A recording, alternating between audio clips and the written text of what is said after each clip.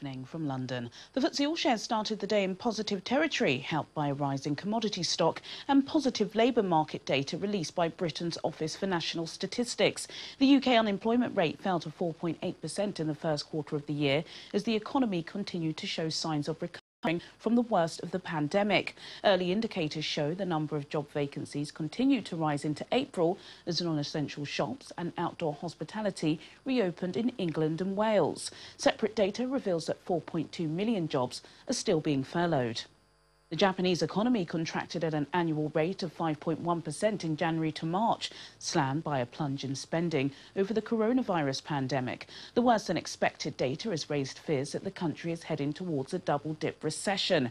The bigger-than-expected contraction comes at a time when the government is struggling to speed up its vaccination programme and contain virus cases. Restaurants and bars are now being asked to refrain from selling alcohol in addition to closing early. The inability to curb a rise of infections could also fuel concern over the staging of the Tokyo Olympics, which are due to be held in July. Cancelling the Games would deal another blow to the world's third largest economy.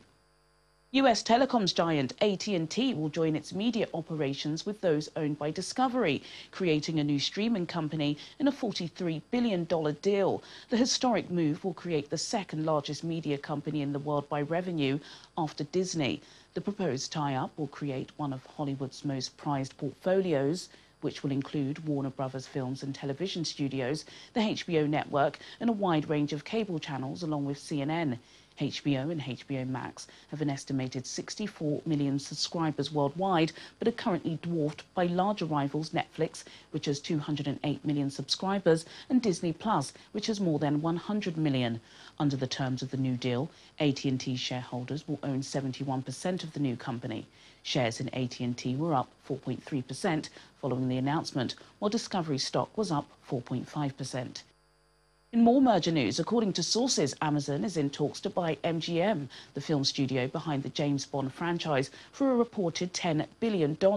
Like many other media studios, MGM has been hit hard by the pandemic, as cinemas have remained largely empty across America and Europe. MGM has postponed releasing the blockbuster Bond film No Time to Die 4 times. The takeover speculation comes at a time when traditional media groups race to compete with big tech firms in the entertainment business that is now being dominated by online streaming. MGM's catalogue is one of the deepest film libraries in the world, which boasts over 5,000 titles, 17,000 hours of TV, 177 Oscar wins, including 12 Best Picture films. Reps for both Amazon and MGM have declined to comment on the story. Those are your main stories from London at close of business.